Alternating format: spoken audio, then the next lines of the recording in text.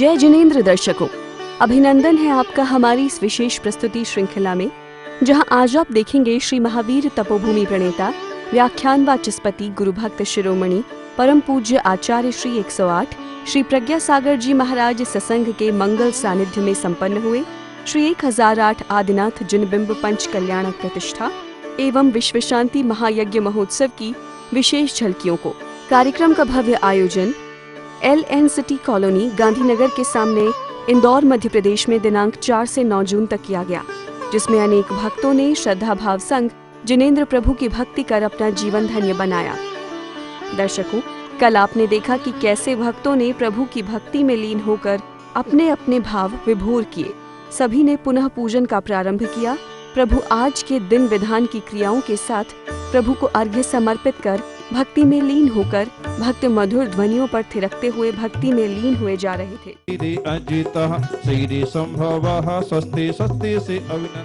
साथ ही प्रतिष्ठाचार्य ने विधिवत मंत्रोच्चारण के संग पूजन की क्रियाओं को संपन्न कराया।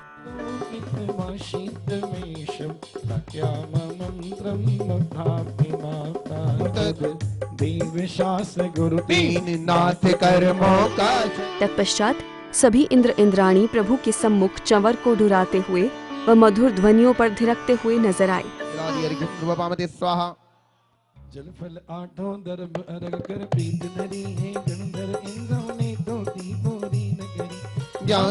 भगवान कहाँ पर गर्भ में आए? बनारस में। कौन सी जगह? बनारस में एक भदैनी करके है, जो जैन घाट जहाँ पे स्यादबाद महाविद्यालय है, वह श्री सुपार्श्वनाथ भगवान की जन्म स्थली है।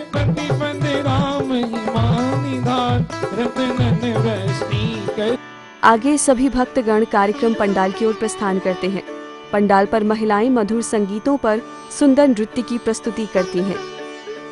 महोत्सव में पधारे गणमान्य व्यक्तियों ने चित्र अनावरण एवं दीप प्रज्वलन कर परम पूज्य आचार्य 108 श्री प्रज्ञा सागर जी महाराज के चरणों को स्पर्श कर पुण्य प्राप्त किया। ये सेठी मनीष जी गदिया और जो भी साथीगण पधारे हैं, सभी से अनुरोध आए गुरु चरणों में शिफल बैठकर आशीर्वाद प्राप्त करें।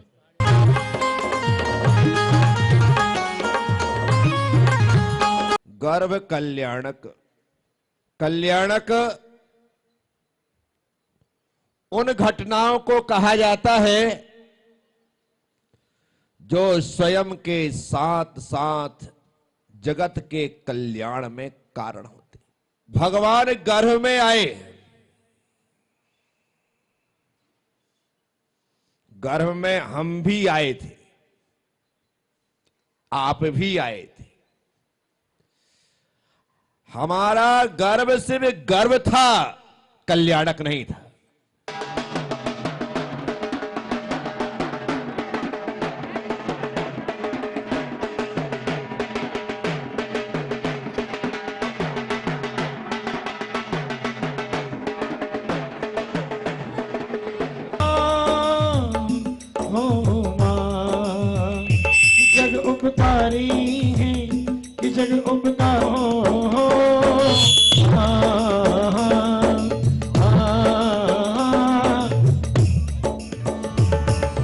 अब समय था माता की गोद भराई का, जिसमें भक्तों ने बैंड बाजे की मंगल ध्वनि पर नाचते हुए अग्रसर हो रहे थे। जहां इंद्र कुमारियां माता को सिंहासन पर विराजमान कराती हैं और सभी बारी बारी से माता का श्रृंगार कर सुंदर भेंट अर्पित कर गोद भराई की रस्म को संपन्न करते हैं। माता की गोद भराई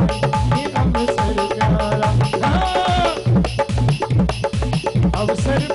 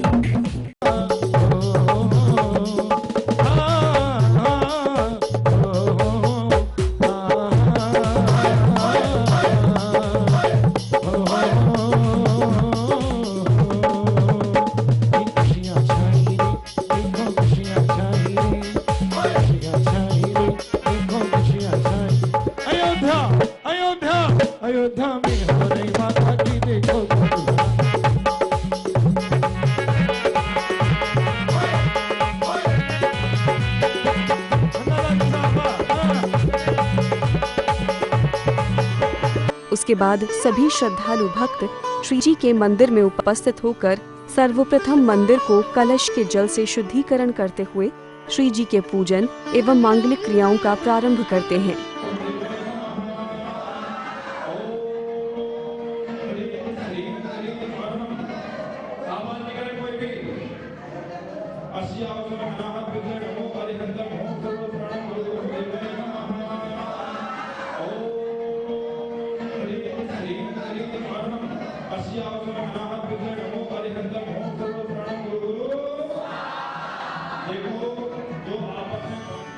अब समय था महाराज श्री के मंगल उद्बोधन का, जिसका श्रवण कर भक्तों ने अपने कर्मों की निर्जरा की। पानी से ज्यादा प्यास की कीमत होती है। प्यास ना हो तो हाथ में मिनरल वाटर की बोतल भी भारी लगती है। प्यास ना हो तो वो पानी की बोतल भी भारी लगती है, और प्यास हो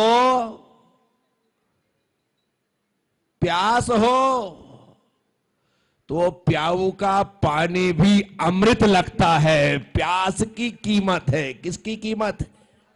किसकी कीमत है? प्यास की कीमत है। इसलिए मैं लोगों के मन में प्यास पैदा करता हूं। सायंकाल में परम पूज्य आचार्य 108 श्री प्रज्ञा सागर जी महाराज के मंगल सानिध्य में भक्तों ने जिनेश्वर प्रभु की आरती की। तत्पश्चात नाचते थिरकते गुरुवर की आरती कर अपना जीवन स्वर्ण रूप बनाकर पुण्यार्जन किया।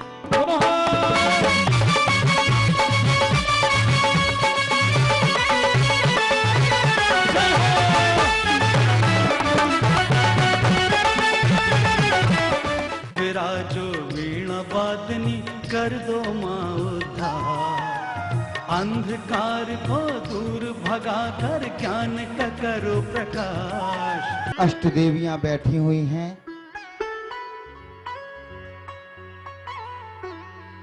धीरे धीरे सुबह होती है और देवियां माता को जगाने का प्रयास कर रही हैं। संध्या काल में सांस्कृतिक कार्यक्रमों में अष्ट कुमारियां माता मरुदेवी को प्रसन्न देख उनसे पूछती हैं। रानी मरुदेवी अपने 16 स्वप्नों के बारे में बताती हैं।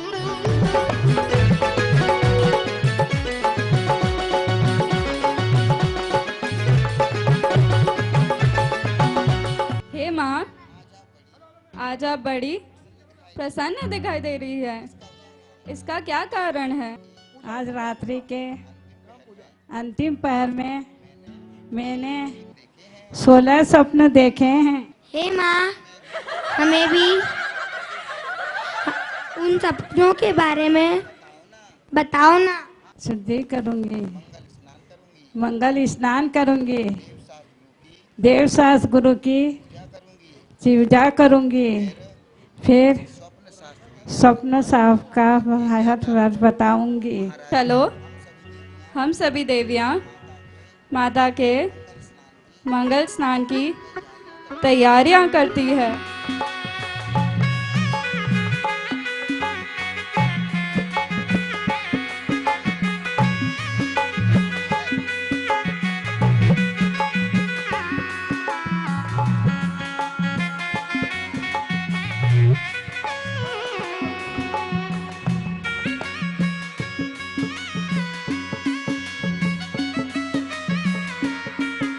तालियां देवियां। व इसी के साथ स्वर्ग लोक से पधारे देवी देवताओं ने माता को सुंदर सामग्री भेंट की। हे माता, मैं स्वर्ग से आई हूँ। आपको सुंदर सुंदर सामग्री लाई हूँ। हम शहर से आए हैं और आपके लिए चांदी के पायल लाए हैं। हम भी आपके लिए श्रृंगार के रूप में कंगी लाए हैं। Mobile phone. स्वर्गों में मोबाइल चलते हैं क्या? नहीं, कभी माता को बात करनी पड़ी तो। अच्छा। हे माँ, हम आपके लिए पंचमेवा लाए हैं। इन्हीं क्रियाओं के साथ सांस्कृतिक कार्यक्रम आगे बढ़ता गया। किस प्रकार से राज्य व्यवस्था संचालित है, तभी महाराज नाभिराय बोलते हैं, सुंदर नृत्यांगना के लिए नृत्य के लिए प्रस्तुत करो। मैं तो झूम झूम के नाचूने महाराजा तेरे द्वारे।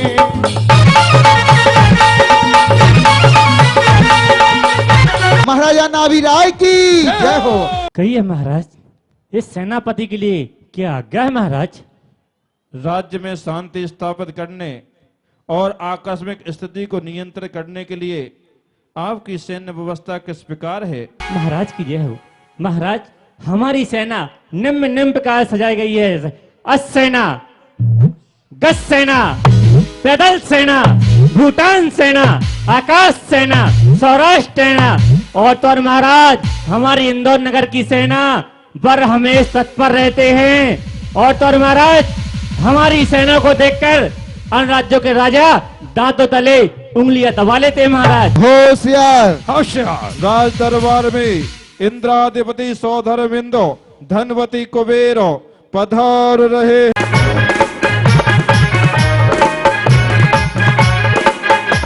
लोकपाल जो आज्ञा महाराज।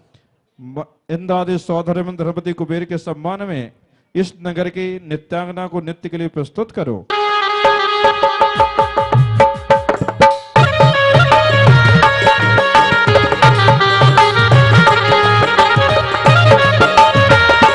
महाराज नाभिराय के दरबार में उपस्थित होते हैं अपनी चिंता विगत करने के लिए, तभी अंग देश के महाराजा यशोधर। महाराज की जय हो। मेरे प्रिय सभी सभाजनों, आश्चर्य की बात है, इस नगर में कल्प वृक्ष का धीरे धीरे अभाव होने लगा है। वैसे तो हमारे महलों में सभी सुख सुविधाएं हैं, फिर भी कल्प वृक्ष से भोग विलास की वस्तुएं हमें कम प्राप्त होने लगी हैं। ऐसा पहले तो कभी नहीं हुआ। नाभिराय जी से ही हमें कोई रास्ता मिल सकता है। मेरे परम मित्रों, भयभीत होने की आवश्यकता नहीं है। अयोध्या नगर में अभी कुबेर जी ने और इंद्रों ने अच्छी रचना की गई है, जिससे ऐसा प्रतीत महसूस हो रहा है कि कोई महापुरुष पुण्यवान आने वाला है, शुभ संदेश है। जैसा कि कल्प वृक्ष से जो भी अपने को भोग और जो दूसरी सामग्री प्राप्त होती थी वो प्राप्त नहीं हो रही, उसके कारण ये सुनिश्चित है कि जब जब विषमताओं का प्रभाव प्राणी मात्र पर पड़ता है, प्राणियों पर विपदाएं आती हैं और उनको निवारण करने के लिए कोई ना कोई महान प्रतिभावान पुरुष अवतरित होकर संरक्षण करता है। मुझे भी संभावना प्रतीत हो रही है। माँ के दर्शन पाए, अष्ट कुमारियां भक्ति करके माँ को लेकर आए। अष्ट कुमारियां भक्ति करके माँ को लेकर आए। और तब महारानी कहने लगती हैं, हे नाथ, मैंने आज रात्रि के अंतिम पहर में एक नहीं, दो नहीं, चार नहीं, 16 प्रकृति के 16 स्वप्न देखे हैं। इसका क्या फल है? हे महारानी, तो आपने पहला स्वप्न देखा ऐरावत हाथी, इसका मतलब है आपका पुत्र पुण्याधिकारी सर्वश्रेष्ठ पुत्र होगा। जिसमें श्वेत बैल, वह स्वप्न जिसका फल है आपका पुत्र धर्माधिकारी जगत पूज्य होगा। तृतीय स्वप्न जिसमें आपने सिंह को देखा है, इसका फल अनंत शक्ति धारण करने वाला वह जीव होगा। लक्ष्मी का अभिषेक नियम से वह पुत्र इंद्रों द्वारा पांडुक शिला पर अभिषेक का अधिकारी होगा। तो पुष्पमालाएं देखी हैं, वह नियम से तीर्थ प्रवर्तन करने वाला होगा। छठवां स्वप्न पूर्ण चंद्रमा देखा गया है, इसका फल है वह जीव 3 लोक में शांति को करने वाला होगा। सातवां स्वप्न उदित सूर्य नियम से वह जीव सर्व जगत में प्रतापवान होगा। सरोवर में क्रीड़ारत मछली अनुपम आनंद करने वाला पुत्र होगा। हे देवी, 9वें स्वप्न में आपने स्वर्ण कलश देखे हैं, इसका फल है वह पुत्र अनेक अमूल्य निधियों का स्वामी होगा। 10वें स्वप्न में आपने जो सरोवर देखा है, उस सरोवर में जिसका फल है 1008 लक्षण सहित होगा। 11वें स्वप्न में समुद्र देखा, जिसका फल है वह जीव संपूर्ण ज्ञानी अर्थात केवल ज्ञानी होगा। 12वें स्वप्न में रत्न जड़ित सिंहासन, जिसका फल है 3 लोक का आधिपत्य उसको प्राप्त होगा।